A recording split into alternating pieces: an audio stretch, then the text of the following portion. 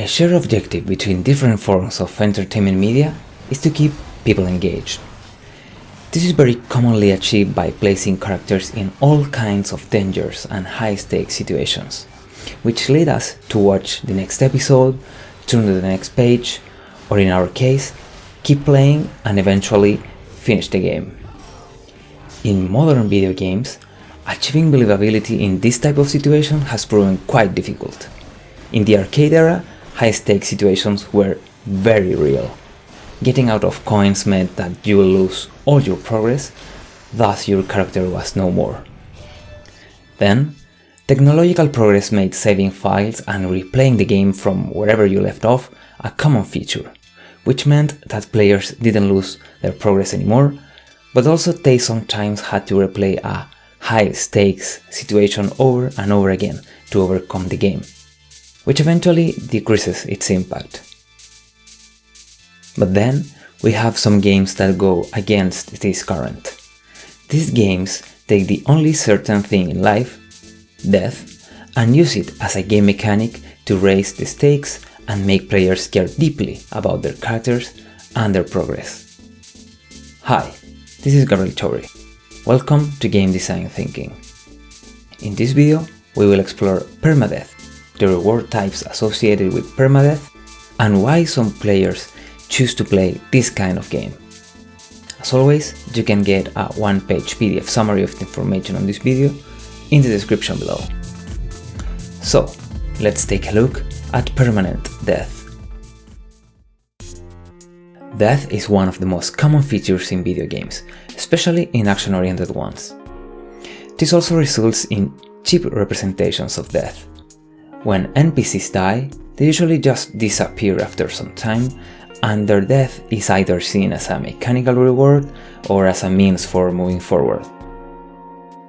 And when the player character dies, players have the chance to load a saved game and start again. No big problem. Of course, players learn to play the game and improve as a consequence of the character's death, but it also reduces its impact, making it meaningless for both NPCs and PCs. Permadeath offers the same learning opportunities, but it also offers higher stakes and increased impact on characters' death. Losing a character in games with permadeath is a frightening experience. Players are under constant threat of losing hours invested in developing a character, their own emerging narrative, and their progress. As you can imagine, integrating a permadeath mechanic into your game is not as easy as it sounds, but there are common features that are shared on games featuring well-implemented permadeath mechanics. First, you have to define if players can save the game and how often. Although allowing players to freely save and load the game won't generate a permadeath mechanic per se, placing limits on saving and loading can greatly increase the chances of putting players in unrecoverable situations, thus generating a similar effect.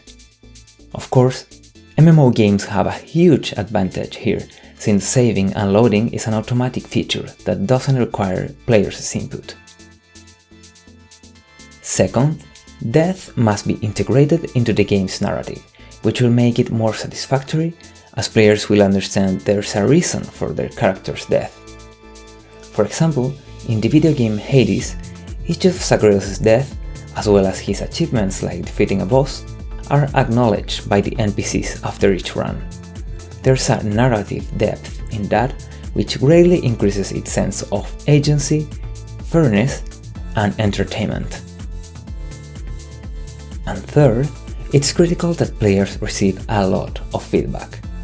If players don't know who or what killed them, why they killed them, and even with what weapon or power they did it, it's very likely that players will feel cheated and frustrated due to a feeling of unfairness. Good feedback can take many forms. For example, you can give feedback after their character's death and tell players what and how the enemies killed them. But also you can give feedback before they are about to get killed, giving them a last chance to survive and don't lose all their progress, like hearing a creeper in Minecraft.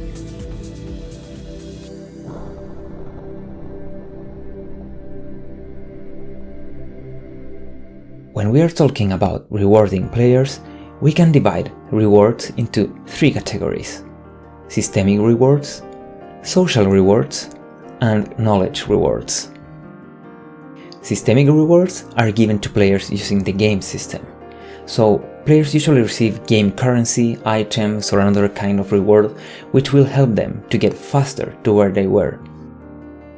It's common to have different currencies and items, so some are useful only when the character is alive, while others are useful only after the character's death to improve the metagame. One such example is Vampire Survivors, in which the gold acquired by players in the core gameplay can only be used to unlock new characters and improve their abilities after they win or lose a run. Social rewards, as the name suggests, can be useful so players can show their feats via badges, achievements, points, and leaderboards. These social rewards are tightly linked to the system of the game. But there are other types of social rewards, which live outside the game, like streaming the game and putting yourself an objective, like defeating Dark Souls without dying or even without receiving damage. Finally, the most common but also the most difficult to do well is the knowledge reward.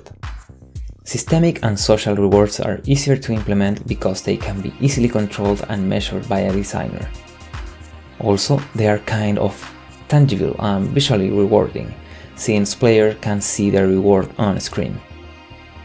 Knowledge rewards, on the other hand, depend mostly on the game giving players clear feedback so they can learn from their character's death, but also put players in a position in which they can put this newly acquired knowledge to good use shortly after their character's death. The most critical element is that knowledge rewards require players to be invested enough in the game to care about learning from this negative situation.